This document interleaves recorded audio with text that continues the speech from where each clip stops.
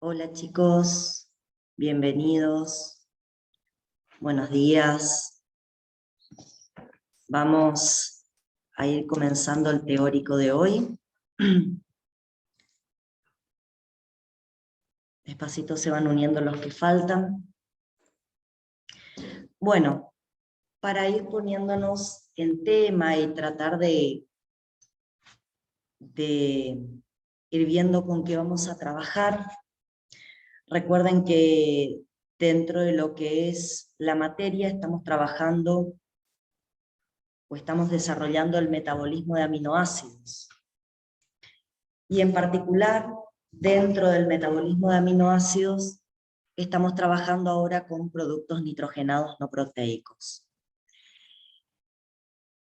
La clase pasada, donde habíamos comenzado a trabajar con productos nitrogenados no proteicos, desarrollamos el tema de los neurotransmisores. ¿Se acuerdan? Vimos sobre todo los neurotransmisores que estaban de alguna manera asociados a los aminoácidos. Vimos los neurotransmisores que se sintetizan a partir de aminoácidos y hasta inclusive vimos que algunos de ellos pueden ser estructuralmente un aminoácido. Vimos sus características en cuanto a cómo sintetizábamos la molécula, de qué vía metabólica partíamos para obtener a ese neurotransmisor, qué tipo de receptores. Fíjense que ahí fuimos relacionando con temas que ya habíamos desarrollado hace muchísimas clases atrás. Volvimos a la comunicación entre células, estuvimos analizando algunos receptores, algunas respuestas biológicas, ¿sí? Y hoy la clase la vamos a destinar a otro grupo de sustancias nitrogenadas no proteicas, que son los nucleótidos, ¿sí? Ahora vamos a repasar un poquito de qué estoy hablando cuando menciono el término nucleótido, para que estemos todos de acuerdo, para que sepamos de qué tipo de estructura química estamos hablando. Y le quería comentar una cosita ya para que lo vayan agendando. Dentro de la cátedra, la semana que viene, el día lunes, tenemos examen final. Por lo tanto, yo voy a dedicar los horarios de clases presenciales a tomar evaluaciones orales. Y la semana que viene ustedes van a tener únicamente un teórico que va a ser en su horario virtual. Para ustedes va a ser este horario, así que nos vamos a encontrar la semana que viene solamente en esta clase, y voy a aprovechar esa clase para trabajar con ustedes un tema que es, que lo deberían haber trabajado en seminario, pero por cuestiones de tiempo lo hemos puesto dentro de la parte de teóricos, y es trabajar un poquito con lo que es dos casitos clínicos, en realidad. Es la idea de desarrollar la semana que viene dos casitos clínicos que tienen que ver dentro de la materia. Es el caso de accidente cerebrovascular y el de Parkinson, que de alguna manera están relacionados con el último teórico que vimos la semana pasada, que están relacionados con neurotransmisores. Ese caso clínico lo vamos a ver la semana que viene. Esta semana exclusivamente vamos a trabajar con nucleótidos, como les dije, y desde ese punto de vista, lo que vamos a hacer es hoy comenzar a ver la parte metabólica. En el segundo teórico de esta semana vamos a finalizar la parte metabólica de lo que son los nucleótidos, y vamos a ver un pequeño caso clínico, que está relacionado con el metabolismo de nucleótidos, y es el caso clínico de gota. Ese caso clínico lo vemos en el segundo teórico de esta semana. ¿Está? Bueno, dicho esto, voy a abrir una pantallita. Un segundo les pido. Vamos a abrir una pantalla y vamos a hacer una pequeña introducción. Ahí está. Bueno.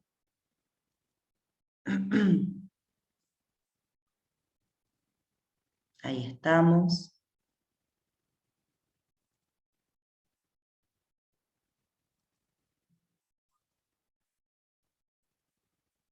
Bien.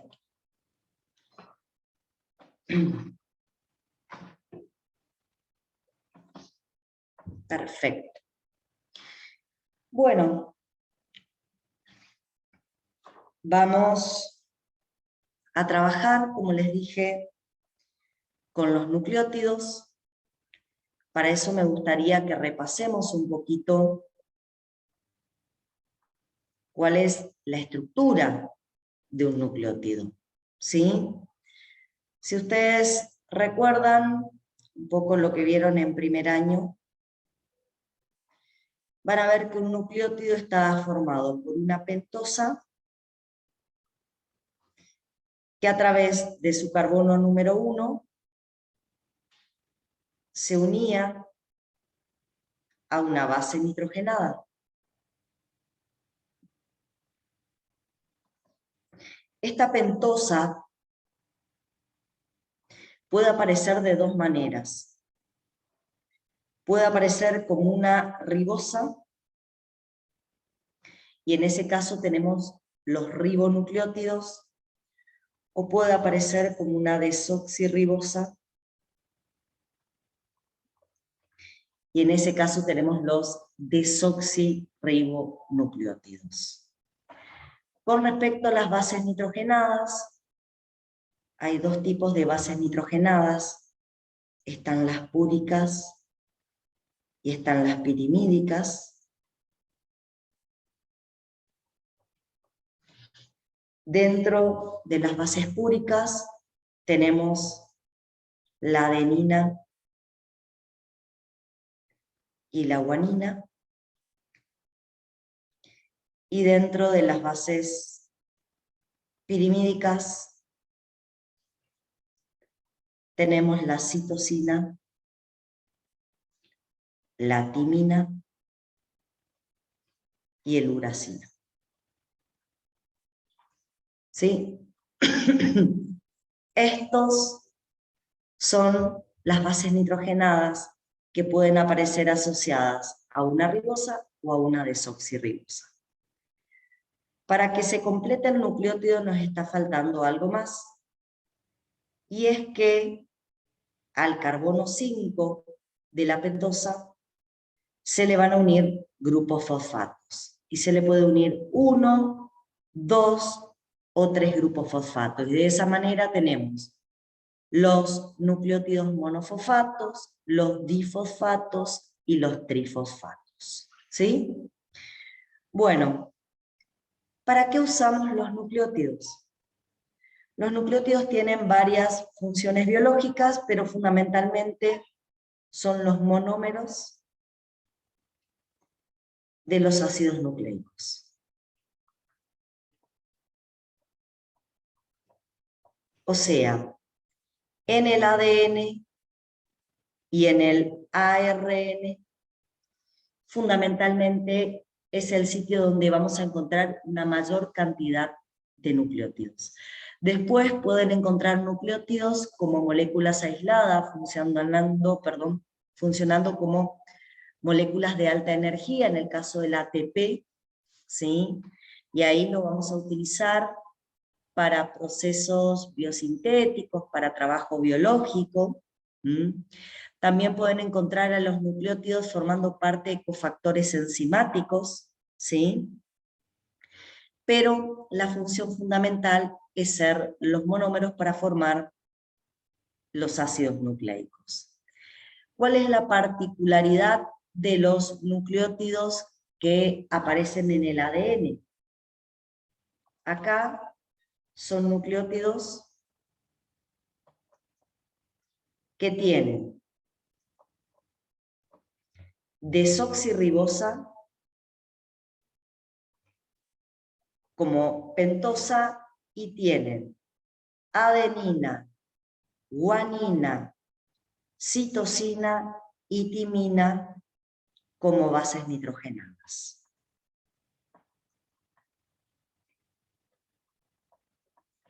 Esa va a ser la particularidad que tienen los nucleótidos que van a aparecer en el ADN. ¿Y cuál es la particularidad que tienen los nucleótidos que aparecen en el ARN? Son nucleótidos que tienen ribosa y adenina, guanina, citosina y uracilo como bases nitrogenadas. ¿Sí? Bien, como pueden ver, hay ciertas diferencias en cuanto a los nucleótidos en cada uno de los ácidos nucleicos, y esa diferencia, chicos, es importante que las puedan reconocer. ¿Saben por qué? Porque yo cuando ahora desarrolle las vías metabólicas, hay cuestiones que tenemos que entender en cuanto a por qué desarrollamos de determinada manera una vía metabólica o por qué la desarrollamos de otra manera. Entonces, teniendo en cuenta esto, teniendo en cuenta cómo está formada una base nitrogenada, cómo está formada, un nucleótido, cuáles son los componentes de cualquier nucleótido, bueno, a partir de ahí, ahora vamos a ver cómo los metabolizamos en nuestro organismo, ¿sí? Voy a dejar de compartir esta pantalla, voy a compartir con ustedes el PowerPoint. Y como les dije, vamos a comenzar con el metabolismo de nucleótidos. Bien. Lo primero que les tengo que contar es que cuando hablamos de metabolismo de nucleótidos, también estamos hablando del metabolismo de bases nitrogenadas. La verdad es que lo más complicado para nosotros cuando queremos armar un nucleótido es armar la base nitrogenada, porque la pentosa fosforilada la podemos encontrar fácilmente a través de la vía de las pentosas. Si ustedes recuerdan, como un posible producto de la vía de las pentosas, nosotros tenemos la ribosa 5-fosfato. O sea, la pentosa fosforilada directamente la puedo sacar de la vía de las pentosas, y lo que de alguna manera más trabajo nos puede llegar a dar tiene que ver justamente con la posibilidad de armar la base nitrogenada. Eso es lo que metabólicamente lo vamos a tener que hacer de algún modo, o sea, vamos a tener que armar las bases nitrogenadas sobre esa pentosa para poder formar el nucleótido. Por lo tanto, el metabolismo de las bases nitrogenadas es algo que vamos a discutir fundamentalmente en la clase de hoy. Si nos ponemos a pensar en esas bases nitrogenadas en nuestro organismo, nos vamos a encontrar con la siguiente situación. Nos vamos a encontrar que tenemos un pool de bases nitrogenadas, donde van a haber bases exógenas, que van a ser bases nitrogenadas que pueden entrar a partir de la dieta, porque recuerden que a partir de la dieta también podemos consumir ácidos nucleicos y también podemos incorporar nucleótidos, y por otro lado vamos a tener bases nitrogenadas endógenas que las vamos a sintetizar de nuevo, parte de el proceso de biosíntesis de novo de esas bases nitrogenadas la vamos a ver hoy.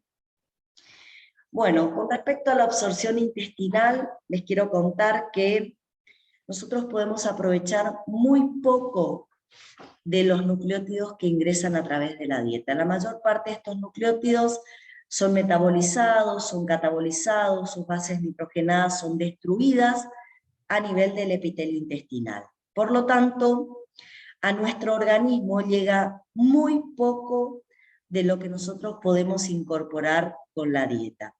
Obviamente estoy hablando de una dieta normal, de una dieta con bajo contenido de nucleótidos, que es lo que debería presentar una dieta normal, ¿sí?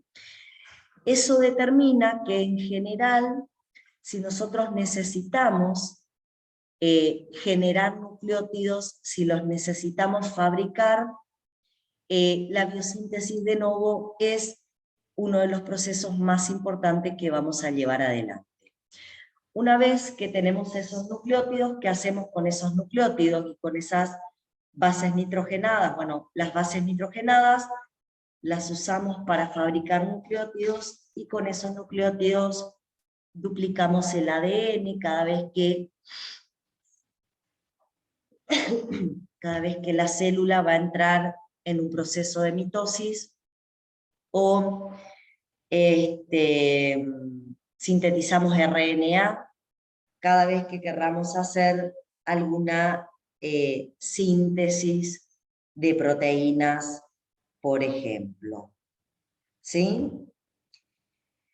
Bueno, una vez que estos nucleótidos cumplen su función biológica y, por ejemplo, una célula se muere, nosotros vamos a degradar los ácidos nucleicos en esas células, y en ese caso tenemos la posibilidad de recuperar parte de las bases nitrogenadas, ¿sí? Normalmente cuando hacemos catabolismo de nucleótidos, una de las posibilidades es que en los procesos catabólicos exista un reciclaje, sobre todo de las bases nitrogenadas. Ese reciclaje nos habla de una recuperación, y es una manera de volcar una mayor cantidad de bases nitrogenadas a la cantidad que ya tenemos disponibles en nuestro organismo, como para colaborar un poco, ya que a veces este proceso de biosíntesis de novo no da abasto con todas las bases nitrogenadas que son necesarias en un proceso metabólico, ¿sí? Entonces, lo que vamos a ver es que fundamentalmente la obtención de bases nitrogenadas se van a lograr por biosíntesis de novo o por un reciclaje, recuperando bases nitrogenadas que han ingresado a un proceso catabólico. Bien, si hacemos referencia a lo que significa el metabolismo de nucleótidos, podemos ver que las vías metabólicas que vamos a estudiar dentro del metabolismo de nucleótidos se van a dividir en los siguientes procesos. Por un lado, vamos a estudiar cómo realizar la biosíntesis de novo de nucleótidos púricos, ¿sí? Por este mecanismo vamos a obtener fundamentalmente los nucleótidos que contienen ribosa asociada a purinas. También vamos a ver cómo se realiza la biosíntesis de novo de nucleótidos pirimídicos. Acá lo que vamos a ver es cómo se sintetizan los nucleótidos pirimídicos, que fundamentalmente tienen ribosa unidas a pirimidinas. Recuerden, ahí tienen que recordar cuáles van a ser las ribosas, cuáles son, perdón, las bases pirimídicas que se van a asociar a ribosa exclusivamente. Después vamos a hacer vías de recuperación. Estas vías de recuperación son vías importantes porque nos van a permitir de alguna manera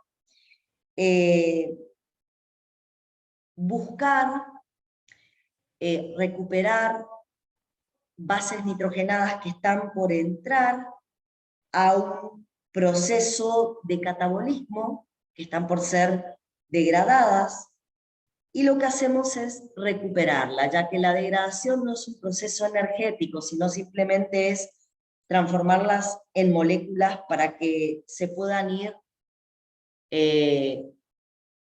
transformando en productos más sencillos y se puedan ir excretando al exterior, bueno, recuperamos y evitamos procesos anabólicos que por ahí generan mucho gasto de energía. A través de la vía de recuperación recuperamos la base nitrogenada, y es mucho más sencilla a partir de ahí la obtención de un nucleótido. Acá también vamos a obtener nucleótidos donde la pentosa es la ribosa. O sea, en las 3 primeras vías que vamos a estudiar, fundamentalmente vamos a generar nucleótidos donde la pentosa es una ribosa.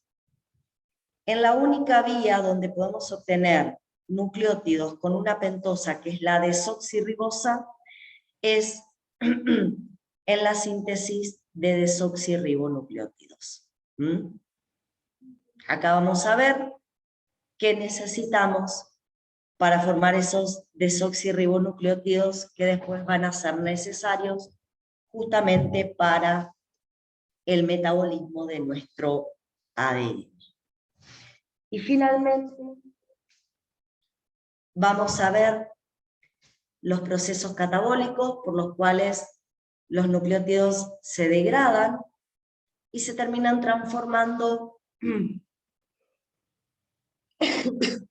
en moléculas más pequeñas que finalmente las terminamos eliminando de nuestro organismo. ¿Sí? Bueno, presentado un poquito todas las vías metabólicas con las que vamos a trabajar, vamos a empezar con la primera de ellas. Vamos a empezar con la vía de novo de nucleótidos de purina. Esta vía de novo de nucleótidos de purina, para poder iniciarse, necesita la formación, en primer lugar, de una sustancia que se llama PRPP. ¿Qué es el PRPP? El PRPP es una molécula, que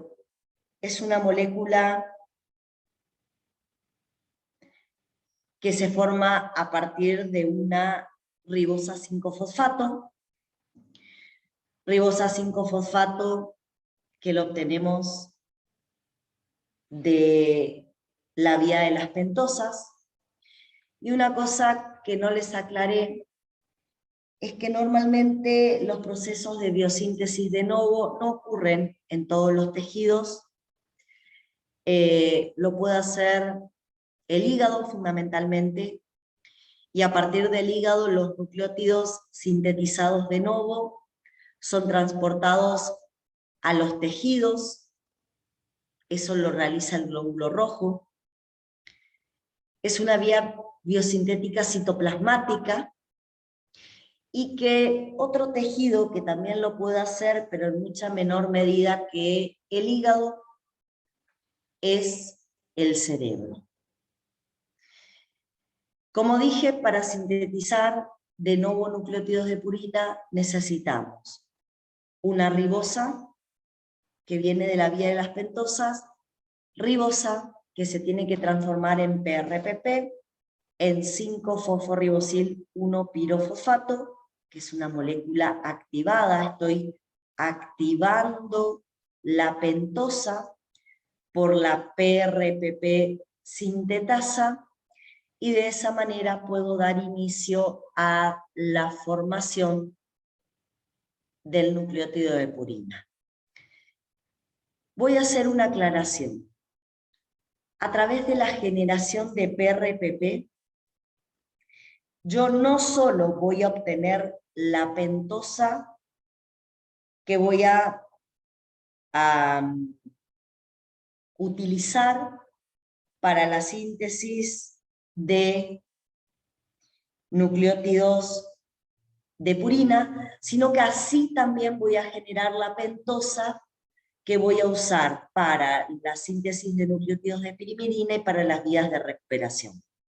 Este es el mecanismo por el cual activamos la pentosa y a partir de la pentosa vamos a generar una base nitrogenada que le vamos a unir a la pentosa. Así vamos a hacer el proceso de biosíntesis.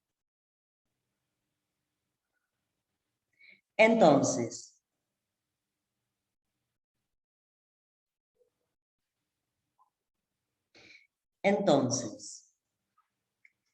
si vamos un poquito a la pantalla, voy a usar otra pantalla, lo que yo les estoy planteando es que siempre que querramos o necesitemos sintetizar un nucleótido, vamos a partir de, a ver, un cachito que salió media torcida mi pentosa, un cachito, chicos. Vamos a partir de una ribosa 5-fosfato,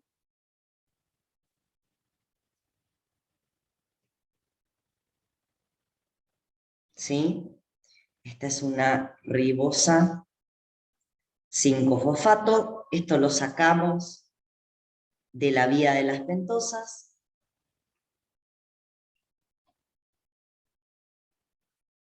Y lo que hacemos es activar. Fíjense que usamos ATP, que pierde 2 grupos fosfatos, por eso se transforma en AMP, por la PRPP sintetasa. Y lo que hago es activar a la pentosa. En esa activación, acá se me une un pirofosfato en el carbono 1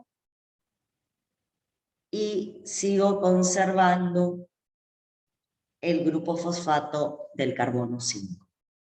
Entonces tengo el 5-fosforibosil,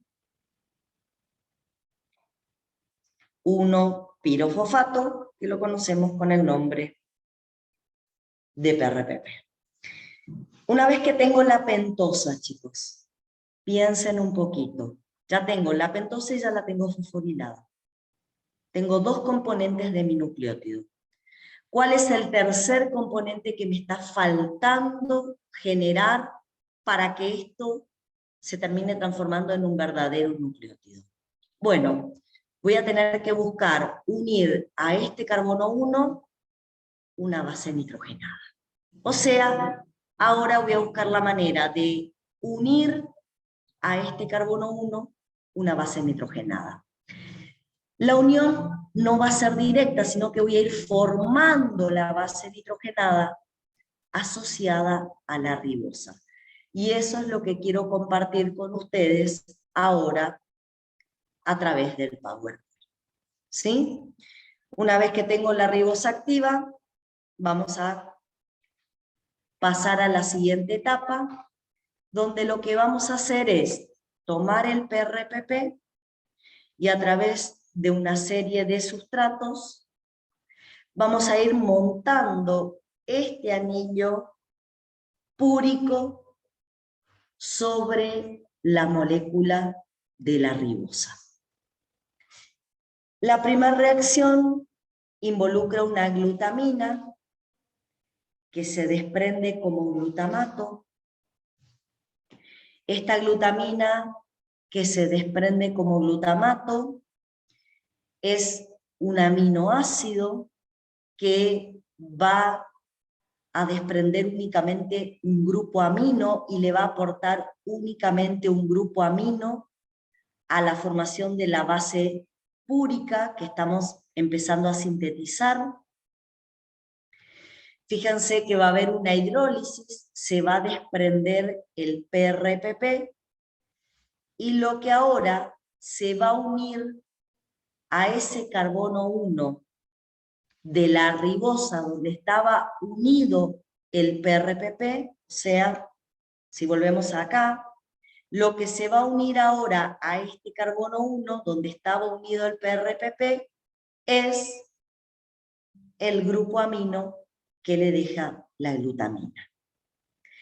La unión del primer grupo amino da inicio a la formación de purina. y ese primer grupo amino va a corresponder al nitrógeno número 9 del anillo de purina. Si ustedes me permiten, simplemente para recordar cómo estaba armado un nucleótido de purina, un nucleótido púrico tiene la pentosa fosforilada y acá a través del nitrógeno 9, ¿sí? A través del nitrógeno 9 tiene unido el anillo de pirimidina, ¿sí? Un segundo, ahí me están preguntando algo por el chat. Sí, dentro de un ratito les voy a contar todas las regulaciones, ¿sí? La PRPP sintetasa se regula. Bueno, le decía, acabo de incorporar, donado por una glutamina, el primer nitrógeno que se va a asociar al carbono 1 de la ribosa y que va a dar lugar a la formación del anillo de purina. Ese anillo de purina, a través de este nitrógeno 9, está unido a la ribosa. Una vez que incorporé el primer grupo amino, el nitrógeno 9, el siguiente sustrato de la reacción es una glicina. La glicina va a unirse al nitrógeno 9.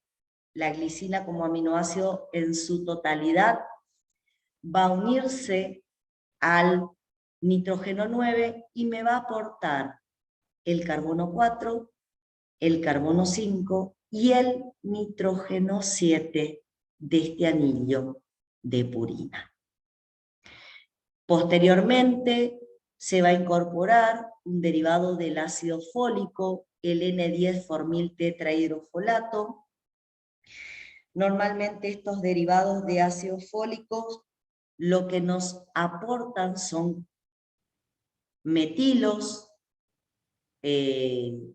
o unidades de carbono a la molécula que está en formación, en este caso al anillo de purina.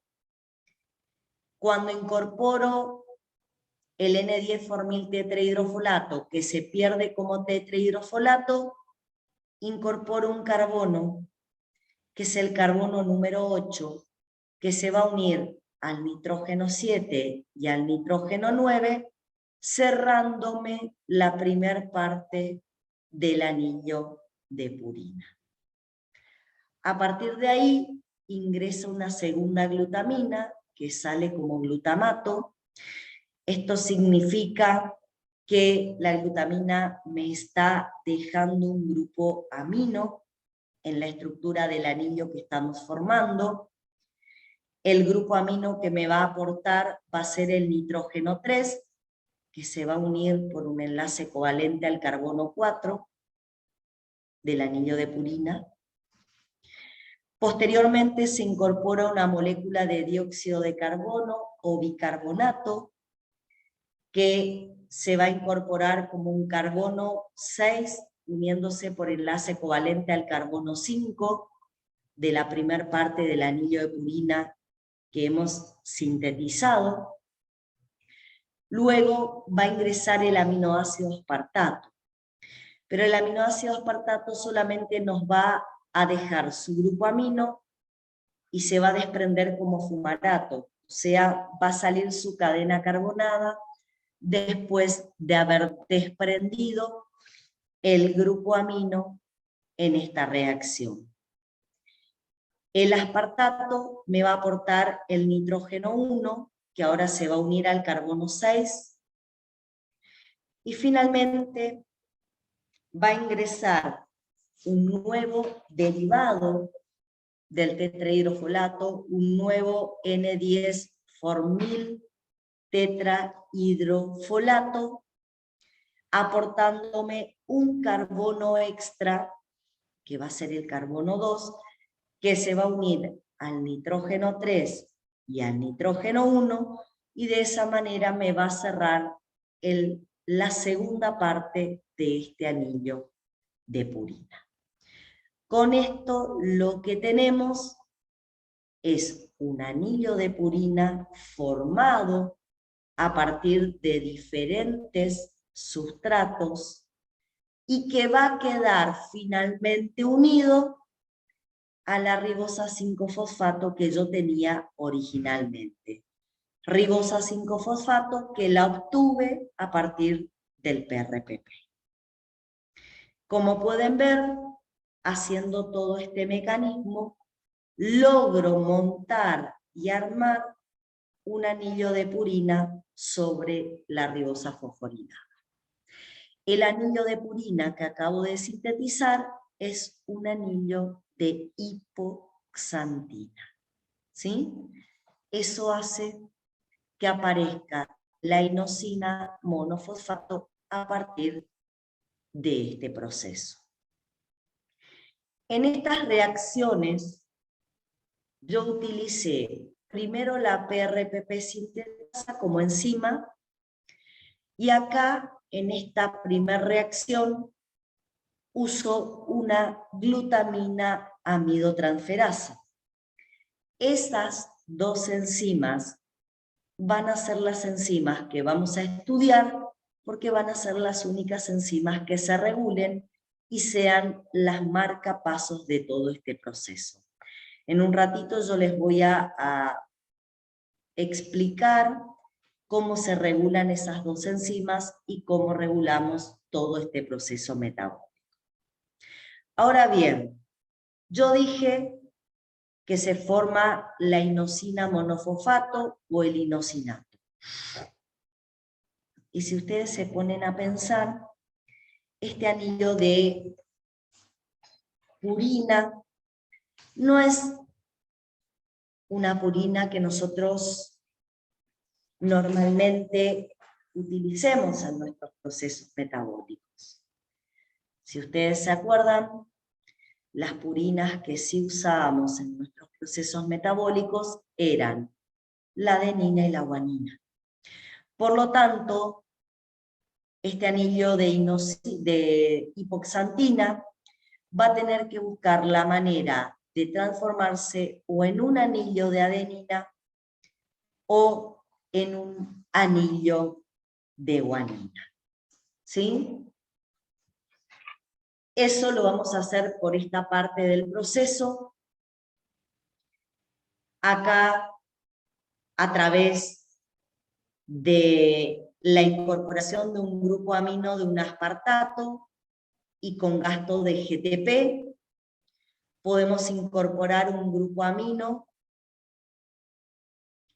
Ese grupo amino se va a incorporar en el carbono 6 del anillo de purina, y en ese caso estaríamos transformando la hipoxantina en adenina, o con gasto de ATP y usando una glutamina como dadora de un grupo amino, puedo incorporar un grupo amino en el carbono 2 del anillo en el anillo de purina, y de esa manera la hipoxantina se transforma en guanina.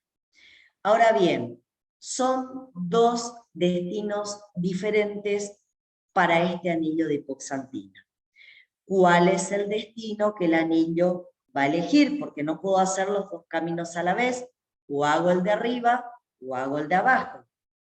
¿De qué depende que el inositol monofosfato se transforme en adenosina monofosfato? ¿O de qué depende que el inositol monofosfato se transforme en guanina monofosfato? Y en general depende de los niveles energéticos que tengo en la célula. ¿Qué quiero decir con esto? Que cuando tengo altos niveles de GTP, lo que voy a favorecer es la formación de AMP, y cuando tengo altos niveles de ATP, lo que voy a favorecer es la formación de GMP. La decisión de qué camino sigue este inositol monofosfato depende de cuál de estas dos moléculas, GTP o ATP, predomine en el citoplasma de la célula. Dependiendo de eso, formo o el AMP o formo el GMP. ¿Sí? Bueno, cuando obtengo los nucleótidos monofosfatos, ustedes podrían decir, bueno, llegamos al producto final que queríamos formar, llegamos al nucleótido. Fantástico. Pero hay un pequeño inconveniente. Hay un pequeño inconveniente. Y es que nosotros normalmente no usamos los nucleótidos monofosforilados. ¿Sí? Nosotros generalmente necesitamos nucleótidos trifosfatos. Y ustedes se preguntarán por qué. A ver, si yo les pregunto, ¿cuáles son los nucleótidos que usan la RNA polimerasa para sintetizar un RNA? Si alguien se acuerda cómo actuaba una RNA polimerasa en la síntesis de ARN, recordará que utiliza ATP y GTP. Si yo les pregunto, ¿cómo necesito los nucleótidos de adenina para que sean usados en los procesos anabólicos? Y ustedes recordarán que para los procesos anabólicos yo necesito los nucleótidos en forma trifosfato, necesito como ATP. ¿Con esto qué quiero decir? Que normalmente, a pesar que la vía metabólica me genere nucleótidos en forma de AMP, a partir de que me genere los nucleótidos en forma de AMP, nosotros vamos a tener que buscar la manera que se terminen transformando en ATP, porque es así como metabólicamente los vamos a necesitar. ¿Cómo hacemos, por lo tanto, para que esos nucleótidos monofosfato que acabo de sintetizar por esta vía de biosíntesis de novo, se terminen transformando en la forma en que realmente las necesito dentro de nuestro metabolismo biológico? Bueno, este AMP va a reaccionar con un ATP a través de una adenilatoquinasa, ¿sí? Este AMP va a reaccionar, como dije, con ATP a través de una adenilatoquinasa. El ATP le va a dar un grupo fosfato a la AMP y de esa manera vamos a formar dos moléculas de ADP. Estas dos moléculas de ADP, chicos, pueden reaccionar entre ellas y por una adenilatoquinasa volver a formar AMP y así obtener ATP, lo que, si ustedes se fijan, termina siendo un ciclo fútil. ¿Y por qué un ciclo fútil? A ver si me logran entender. Porque parto de una AMP y una ATP y vuelvo a tener una AMP y una ATP. ¿Sí? Fíjense. Entonces, ¿cómo hacemos para evitar este ciclo fútil? ¿Cómo hacemos para que este AMP se transforme en ATP sin que eso signifique un ciclo sin sentido para nuestras células? Bueno, al AMP con el ATP lo hacemos reaccionar con una adenilatoquinasa y así obtenemos dos ADPs. Estos dos ADPs aprovechan procesos de fosforilación que involucran a nutrientes de la dieta y por una fosforilación oxidativa o por una fosforilación a nivel de sustrato, los dos ADPs se terminan transformando en dos moléculas de ATP. ¿Recuerdan en qué consistía la fosforilación oxidativa? La fosforilación oxidativa consistía en un proceso que ocurría en la membrana mitocondrial interna, donde lo que hacíamos era tomar moléculas de ADP, agregarle un grupo fosfato y con la energía proveniente del gradiente protonmotriz, liberar moléculas de ATP. Eso lo vamos a hacer. Todos los ADPs generados por este mecanismo que acabo de explicar se van a ir a fosforilación oxidativa y así vamos a obtener el ATP que puedo usarlo en procesos anabólicos, usarlo en trabajo biológico o usarlo para la transcripción de genes, que es justamente el metabolismo biológico donde más ATPs seguramente vamos a utilizar. Bien, ¿cómo más se puede generar el ATP, chicos? Ustedes tenían en la glucólisis, fundamentalmente en la glucólisis habíamos visto que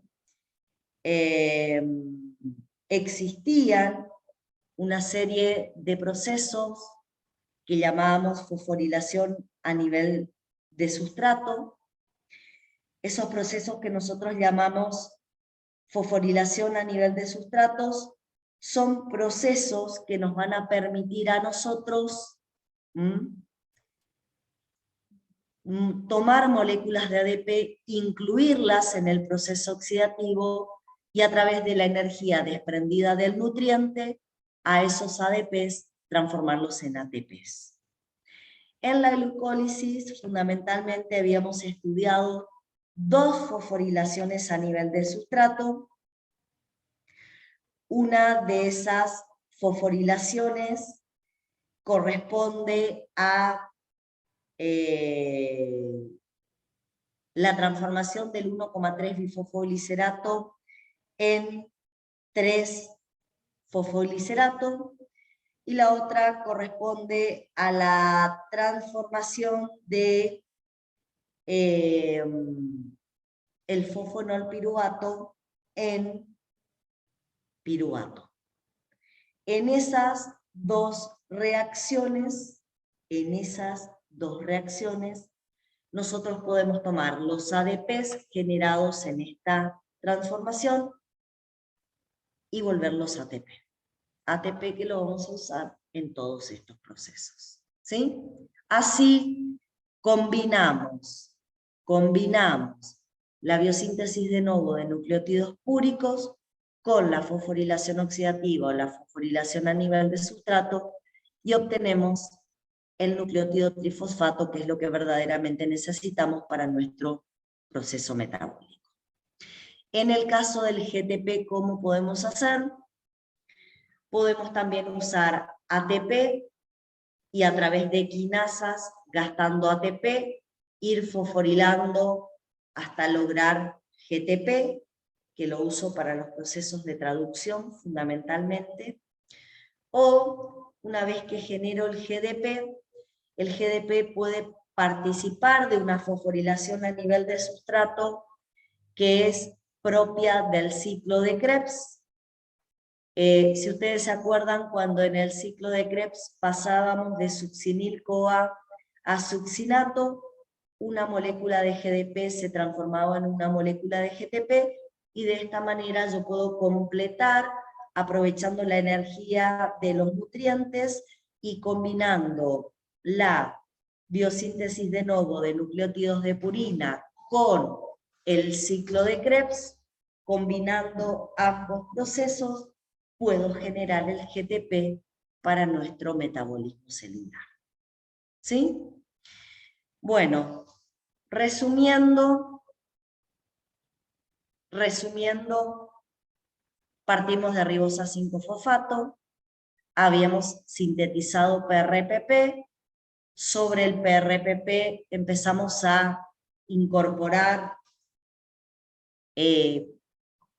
aminoácidos y grupos funcionales derivados de aminoácidos, armamos una base púrica sobre la estructura de la ribosa fosforilada, que era el IMP, y esa base púrica la transformamos en adenina o la transformamos en guanina.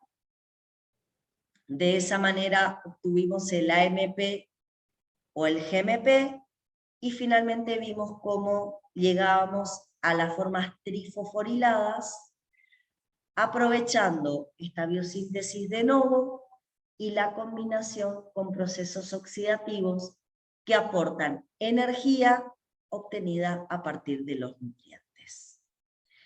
Bueno, yo les dije que había dos enzimas que se regulaban. Una era la PRPP sintetasa, la otra es la amidotransferasa.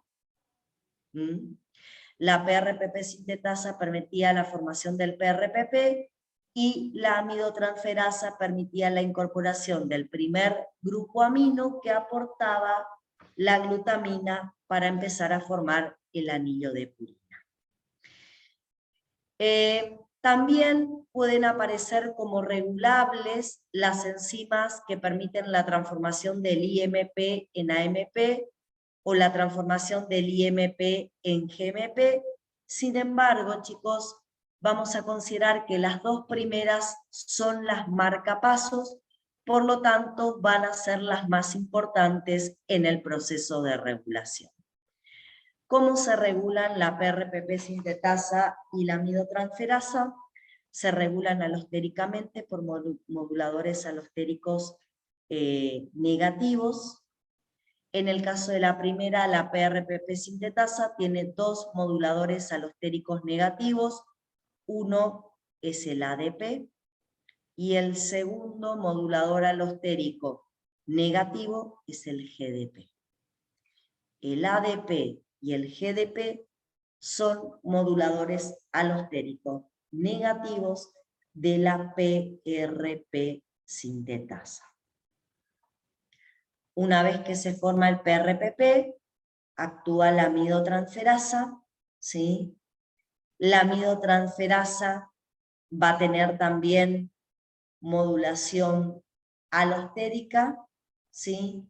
Y su regulación va a ser por estos seis nucleótidos que podemos formar. El AMP, el GMP, el ADP, el GDP, el ATP y el GTP, los 6 son moduladores alostéricos negativos de la amidotransferasa. Y de esa manera, chicos, de esa manera, nosotros podemos regular esta biosíntesis de novo de nucleótidos de purina. ¿Sí? Dicho de algún modo, los productos finales de la reacción,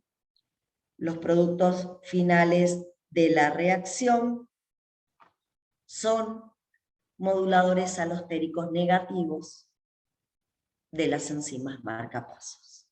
¿Sí?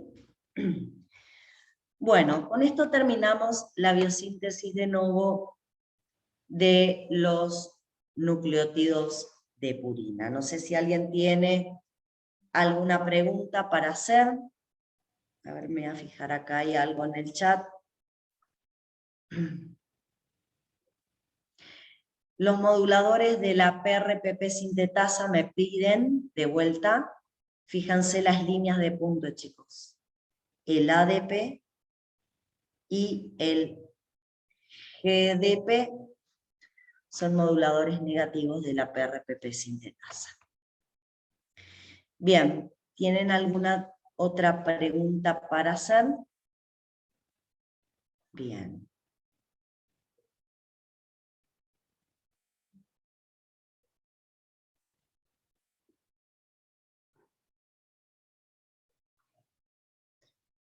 Bueno, un segundito. Bueno, si no hay más preguntas sobre cómo hacemos la biosíntesis de novo de nucleótidos de purina, vamos a pasar a la biosíntesis de novo de nucleótidos de pirimidina. ¿Está? Bueno, para la biosíntesis de novo de nucleótido de pirimidina, la verdad es que necesito 2 sustratos, ¿sí? Y va a tener... gracias Damián y Pinto por hacerme esta reflexión. Acá, a través del chat, me están preguntando si hay que saber todos los procesos que ocurren o hay algo que priorizar. Y me olvidé de hacer esa aclaración que siempre les hago. Bueno, chicos, a ver, ustedes me conocen y saben lo que les pido siempre en una vía metabólica. Sustratos y producto. Enzimas que se regulan y la regulación. Con la biosíntesis de novo de nucleótidos púricos tengo un problemita. Hay muchos sustratos, chicos. Necesito la ribosa 5-fosfato para el PRPP. Necesito glutamina, glicina, N-formiltetrahidrofolato, glutamina de nuevo, dióxido de carbono, aspartato y N10-formiltetrahidrofolato para formar el anillo de purina. Acá lo que tienen que recordar es qué me aporta cada uno de estos al anillo de purina. Finalmente, una vez que tengo este primer intermediario, ¿qué necesito para llegar a AMP? ¿Qué necesito para llegar a GMP?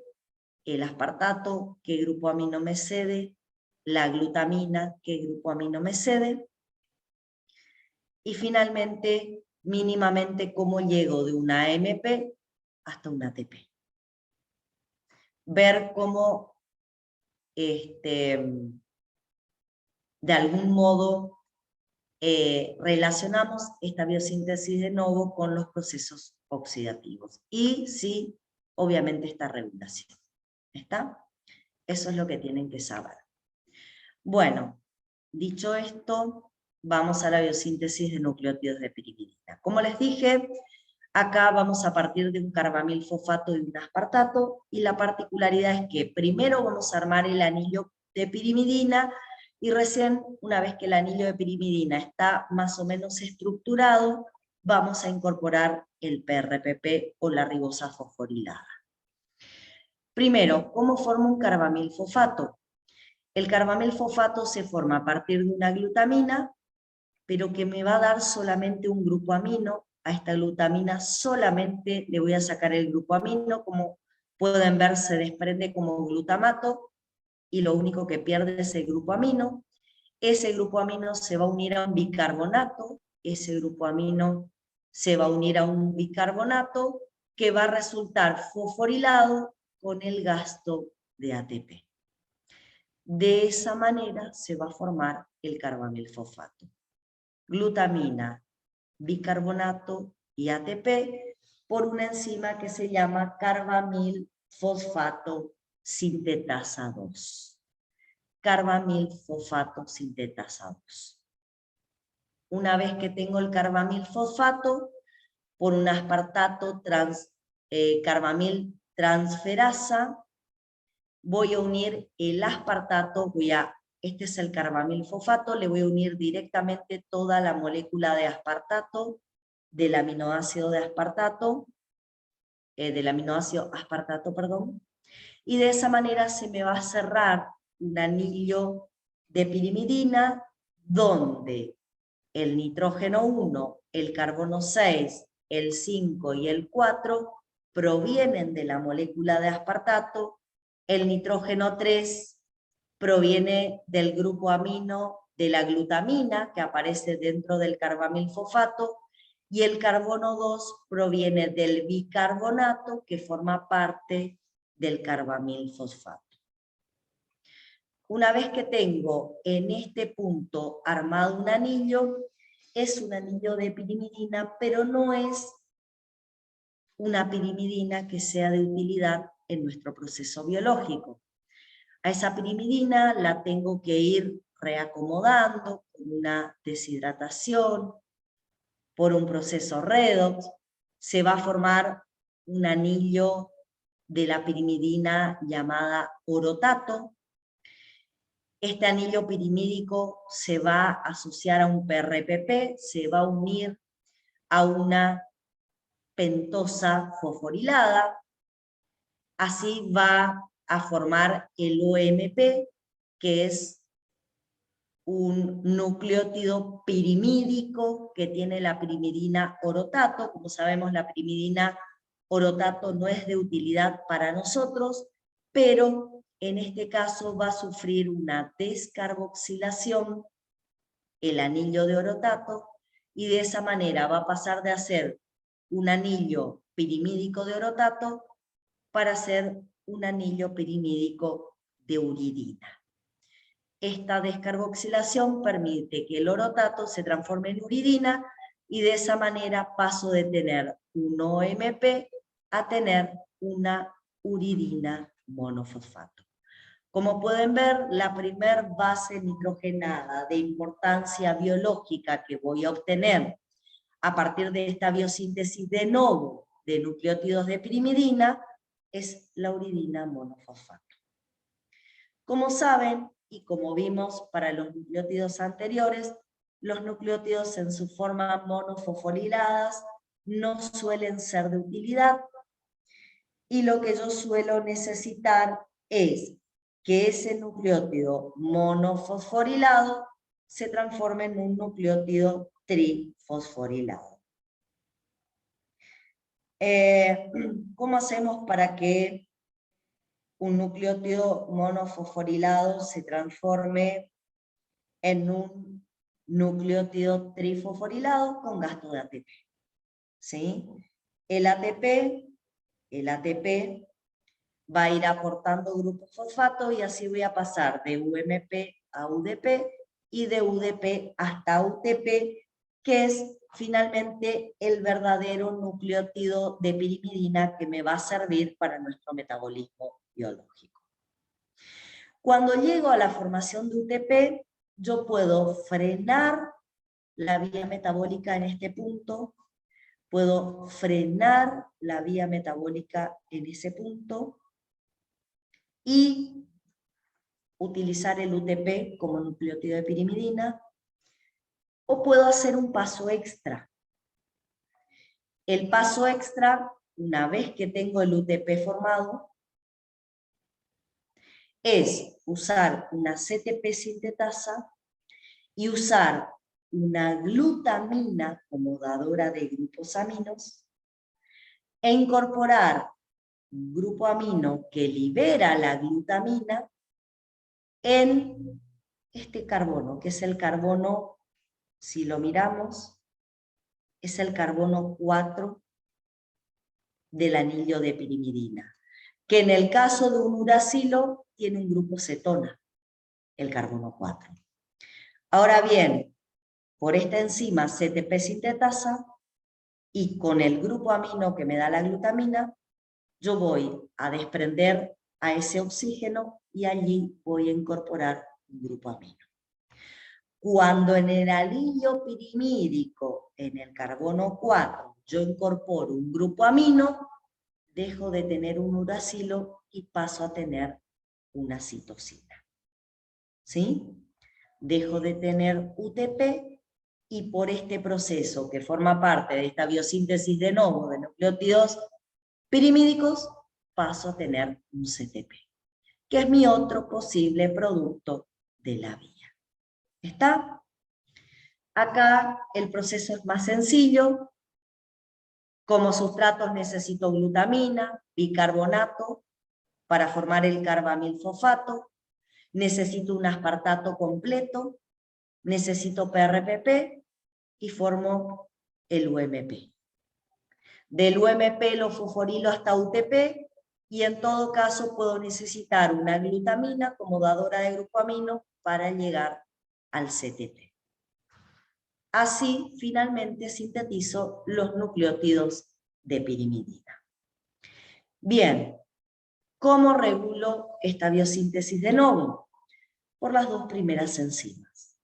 La carbamilfosfato sintetasa 2 es una enzima alostérica, es la que permite la conjugación del grupo amino de la glutamina con dióxido de carbono para formar carbamilfosfato, y la aspartato carbamiltransferasa es la segunda enzima que permite la condensación del carbamilfosfato con el aspartato para formar el primer anillo pirimídico que después lo vamos a transformar. Estas dos enzimas se regulan alostéricamente, ambas tienen moduladores alostéricos positivos y moduladores alostéricos negativos, ¿sí? Y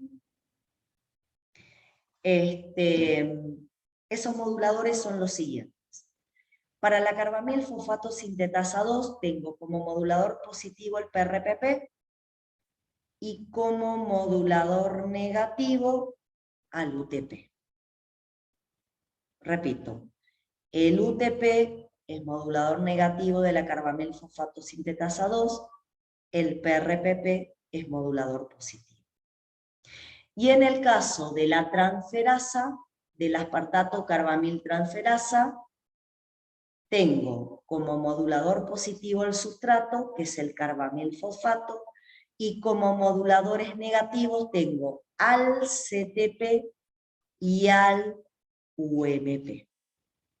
Repito, modulador positivo, carbamilfosfato, modulador negativo, CTP, y modulador negativo, UMP. ¿Está? ¿Alguna pregunta con respecto a esta regulación, chicos? Y con esta vía llegamos a UTP o a CTP, que son los dos productos finales. ¿Sí? Bien, si no hay preguntas, avanzamos. Acá simplemente les quiero presentar algo. Yo recién acabo de nombrar una enzima, la carbamilfosfato sintetasa 2. Esta enzima, carbamilfosfato sintetasa 2, es una isoenzima de una enzima que usamos en una reacción química que realizamos la semana pasada. Si ustedes recuerdan, la semana pasada yo usé la carbamilfosfato sintetasa 1, ¿sí? Que era una enzima que usábamos en la síntesis de urea.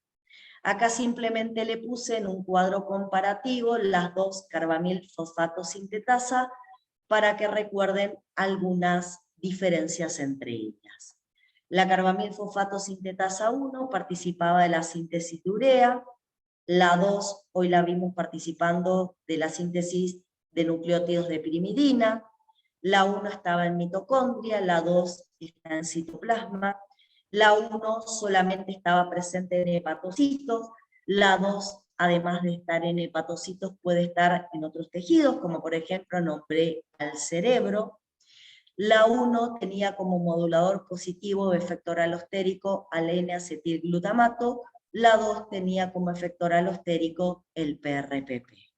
Finalmente, la 1 usaba amoníaco, que normalmente sacábamos de la desaminación oxidativa del glutamato. La 2 utiliza exclusivamente amoníaco cedido por una glutamina. Esto es un poco para que puedan ver la diferencia entre las dos carbamilfosfatos, para que después, cuando yo se las nombre, no haya ningún tipo de confusión entre ambas enzimas. Bien, una vez que vimos las biosíntesis de novo, vamos a pasar a las vías de reciclaje, de recuperación o de salvataje de bases nitrogenadas. En este caso, chicos, no vamos a sintetizar desde cero la base nitrogenada. ¿Qué es lo que vamos a hacer? Vamos a ir a los procesos catabólicos y de ahí vamos a recuperar alguna base que está por entrar a un proceso catabólico. Antes de que sea destruida, la recuperamos, la salvamos. ¿Cómo hacemos para que esa base nitrogenada se transforme nuevamente en un nucleótido? A ver, si ya tengo la base nitrogenada formada, que es lo único que me falta para formar un nucleótido, me falta una pentosa fosforilada. ¿Cómo normalmente obtenemos, desde el punto de vista metabólico, una pentosa fosforilada? Saco de la vía de las pentosas, la activo para que pueda tener la energía necesaria para unir a la base nitrogenada, la activo en forma de PRPP y la combino por una transferasa con la base nitrogenada. Así van a ver que podemos recuperar del catabolismo a la adenina, la combinamos con PRPP a través de una adenosina fosforibosil transferasa. La transferasa lo que hace es desprender el pirofosfato y unir al carbono 1 de la ribosa fosforilada la adenina que recuperamos del catabolismo. Y así directamente recuperamos AMP. Ustedes me van a decir, bueno, ¿qué tiene de diferente hacer una vía de recuperación a hacer una biosíntesis de novo y llegar a formar AMP? Bueno, lo diferente es que tengo mucho menos gasto de energía. Si yo recupero una base nitrogenada del catabolismo, gasto muchísimo menos ATP para llegar hasta AMP que si parto del inicio de la vía metabólica que estudiamos hace un momento. Es por esto que algunos tejidos, como el músculo, prefieren hacer esta vía de recuperación a esperar que el hígado sintetice nucleótidos púricos y se los envíe para ser utilizados en su metabolismo de nucleótidos.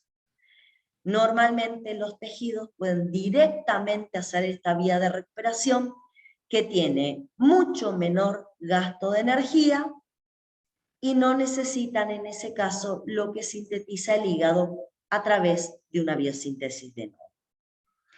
¿Qué otras bases nitrogenadas podemos recuperar? Podemos recuperar la hipoxantina y la guanina. Estas las podemos recuperar, las podemos combinar con PRPP. Ambas se combinan usando la misma enzima, hipoxantina, guanina, fosforibosil transferasa. A partir de la hipoxantina combinada con la ribosa formo IMP y a partir de la guanina combinada con la ribosa formo GMP. Estos nucleótidos,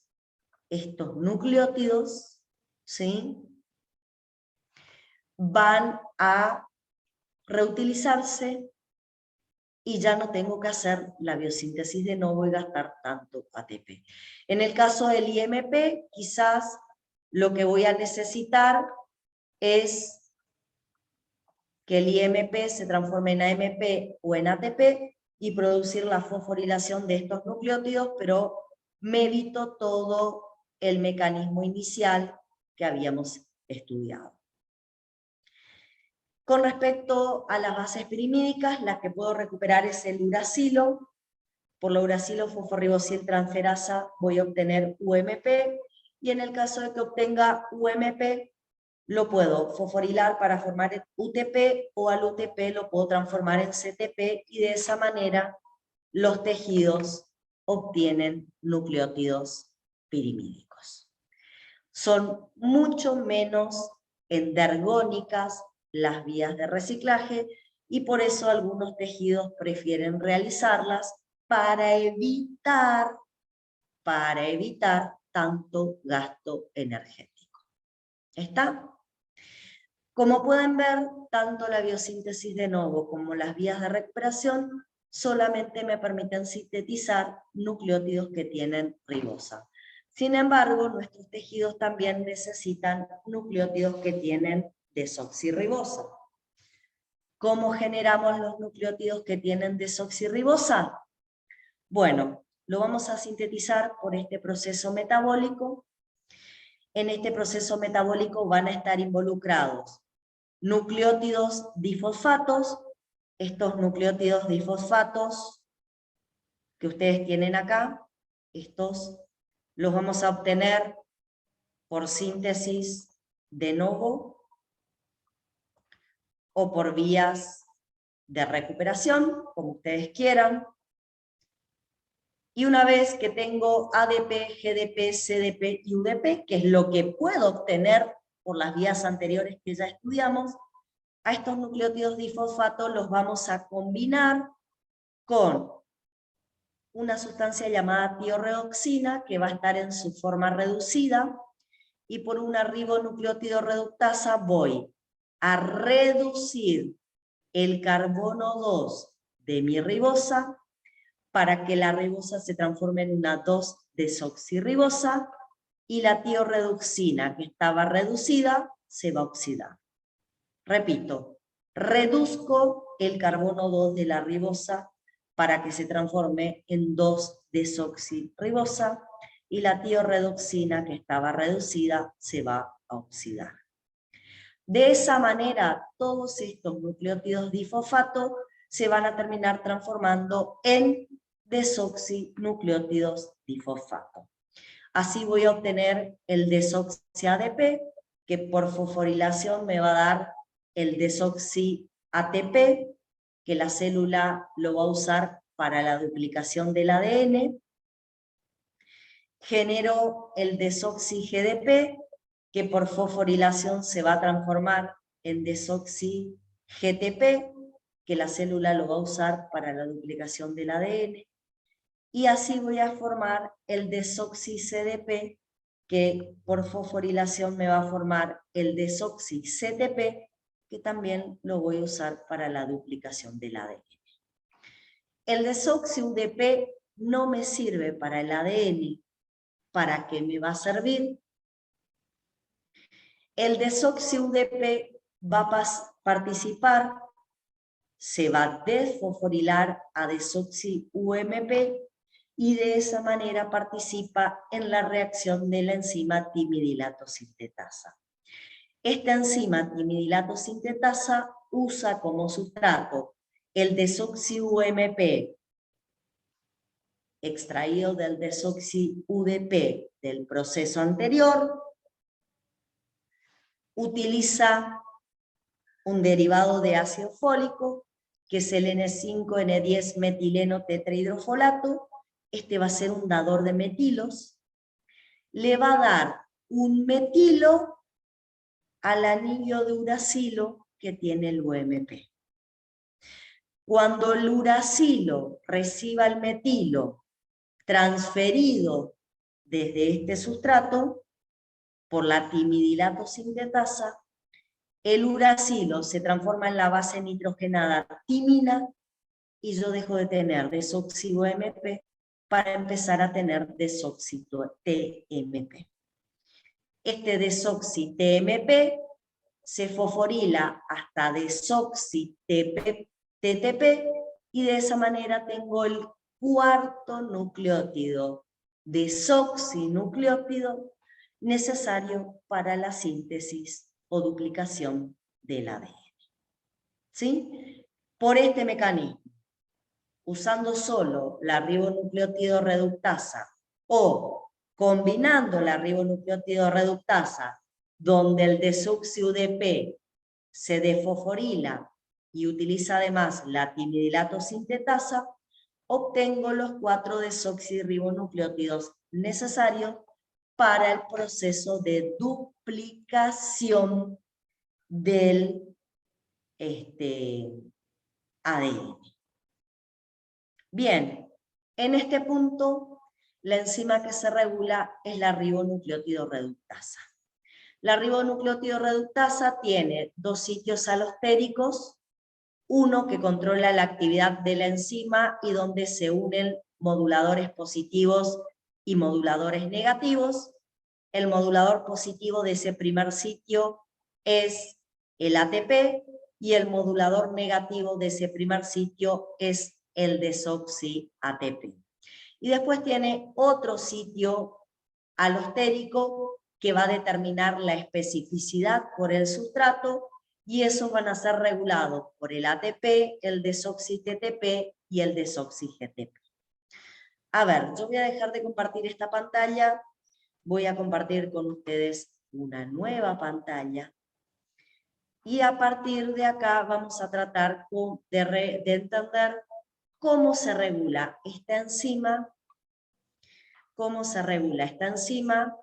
la ribonucleótido reductasa, cómo se regula teniendo ella dos sitios alostéricos. Bueno, este, chicos, es el sitio activo de la enzima, y además de un sitio activo, esta enzima tiene dos sitios alostéricos. El primero, que regula la actividad de la enzima, y este segundo, que regula la especificidad del sitio activo. Ustedes se van a preguntar, ¿por qué además de un sitio que regula la actividad de la enzima, necesito un sitio que regule la especificidad del sitio activo? Y yo voy a volver a mostrarles algo a ustedes. Les quiero volver a mostrar esto. Fíjense, el sitio activo de la enzima tiene que unir 4 diferentes nucleótidos difosfato. Ustedes se acuerdan que nosotros dijimos que el sitio activo era un sitio específico. Y ahora de repente tengo 4 sustratos totalmente diferentes que van a ocupar un mismo espacio.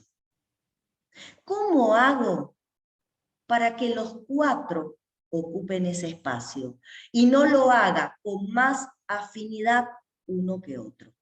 Porque si lo hace con más afinidad uno que otro, algún desoxinucleótido va a quedar sin sintetizarse, y eso no es posible, porque si yo no tengo los 4 desoxinucleótidos, no hay duplicación del ADN. Entonces, yo me tengo que asegurar que esta enzima una los 4 nucleótidos difosfato, sí o sí, y no prefiera a uno por sobre otro. Y eso lo logro usando el segundo sitio alostérico. ¿Sí? A ver. Necesito que acá presten atención, chicos. En este primer sitio alostérico, en el primero, yo puedo unir ATP, que es modulador positivo, o puedo unir desoxi-ATP, que es modulador negativo. ¿Está? Generalmente cuando vamos a comenzar el proceso, la enzima está tensa. Si yo quiero comenzar esta transformación química, pregunto, ¿qué necesito para comenzar? ¿Necesito que la enzima siga tensa? No, necesitamos que la enzima se relaje. ¿Qué voy a poner en este primer sitio para que la enzima se relaje? A ver si me ayudan. ¿Qué va a ir acá? Acá va a ir un ATP. Cuando acá llegue un ATP, ¿y de dónde saqué el ATP? De la biosíntesis de novo o de las vías de recuperación. Cuando acá se une un ATP, la enzima se relaja. Y el ATP no se va a unir solo acá, también se va a unir acá. A los dos. Cuando en el segundo sitio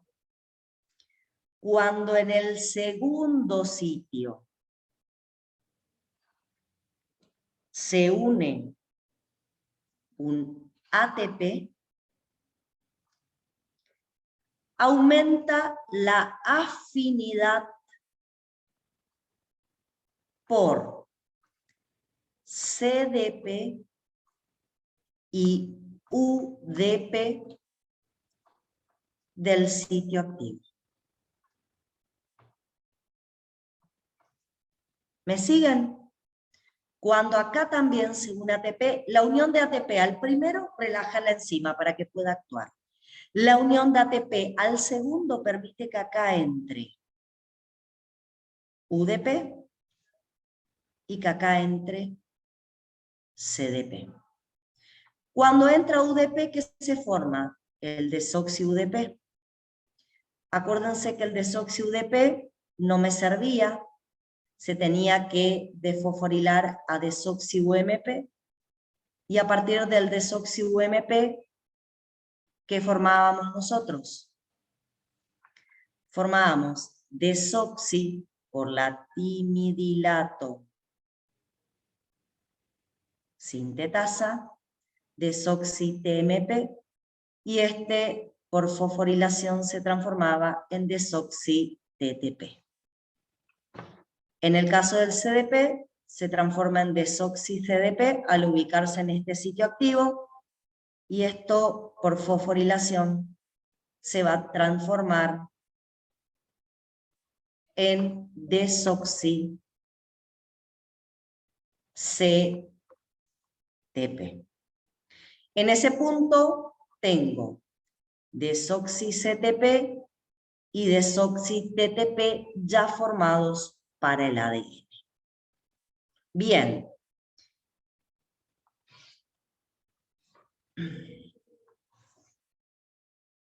¿Cómo seguimos? Una vez que se me forma este desoxi-TTP que les acabo de decir, va a venir el desoxi-TTP. Una vez que se formó, a ver, chicos, déjenme arreglar algo porque se me complicó la pantalla.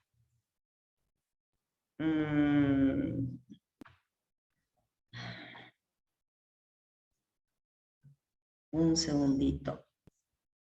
Ahí está, ahora sí. Perdón. Estoy con problemas acá. Ya vuelvo. Ahí estoy. Una vez que este desoxi-TTP se me formó, chicos, una vez que se me formó, va a venir y se va a meter acá, en el segundo sitio. La ubicación, la unión de desoxi-TTP en el segundo sitio aumenta la afinidad del sitio activo por el GDP ahora. Por lo tanto, ¿quién se va a venir a unir al sitio activo ahora? Ahora se va a unir el GDP, ningún otro nucleótido. El GDP se transforma en desoxi-GDP y por fosforilación se transforma en desoxi-GTP, que es lo que voy a necesitar para el ADN. ¿Cómo sigue esto? Este desoxi-GTP ahora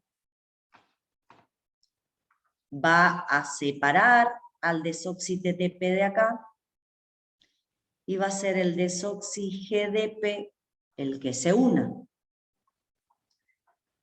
Cuando se une el desoxi-GDP a ese sitio, aumenta la afinidad del sitio activo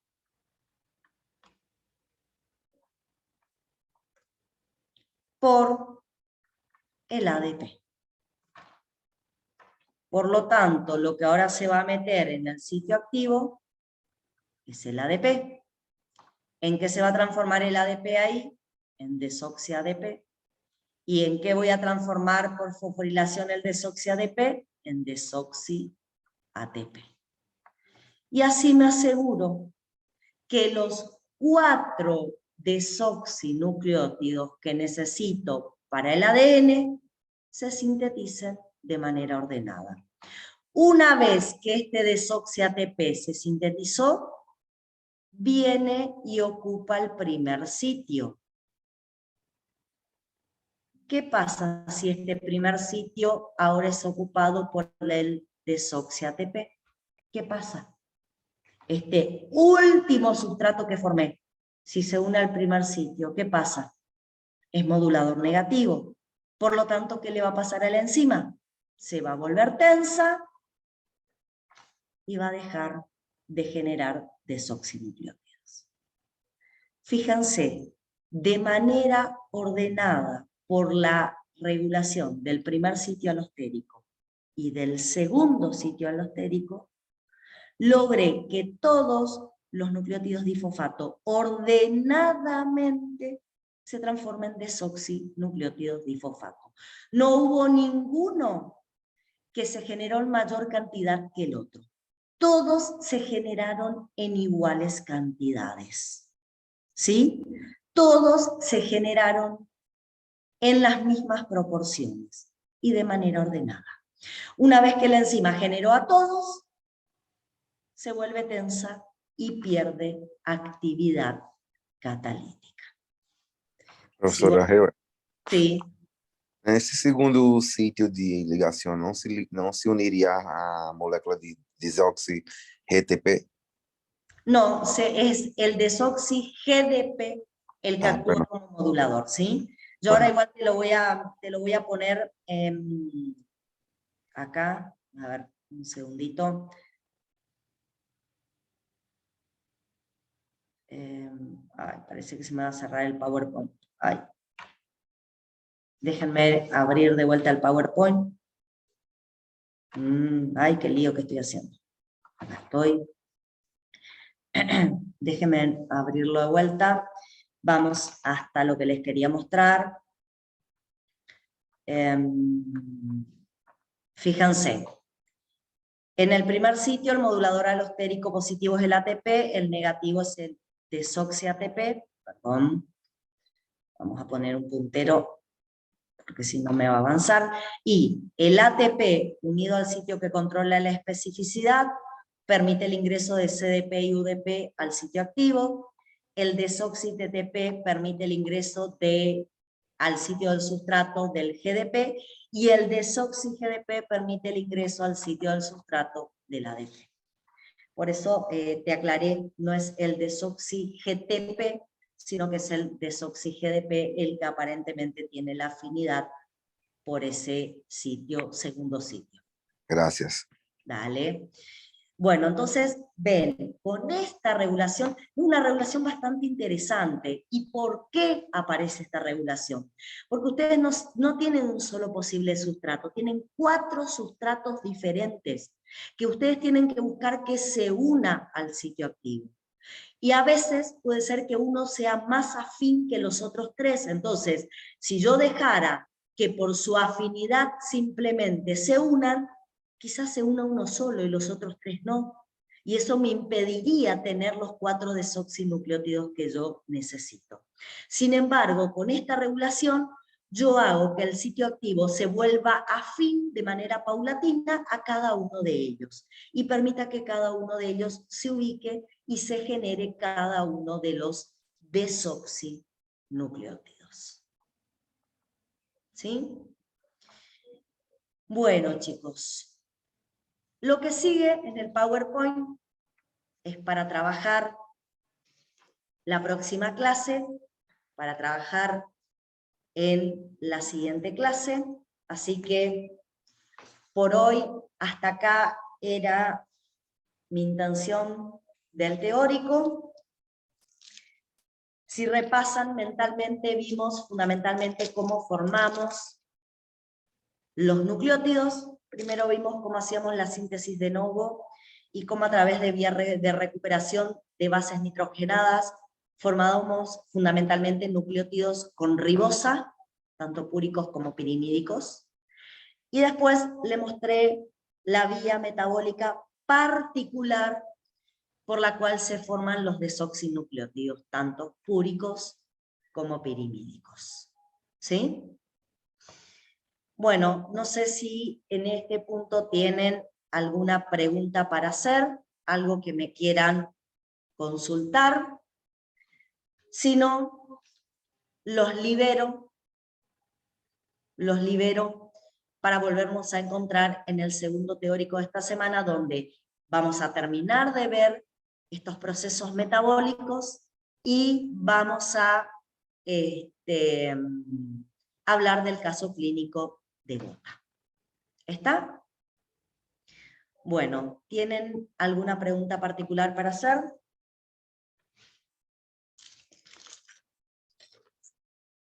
Bueno, chicos, nos vemos en el próximo teórico. Gracias por estar ahí, gracias por acompañarme. Hasta luego. Chau, chau. Chao, profe.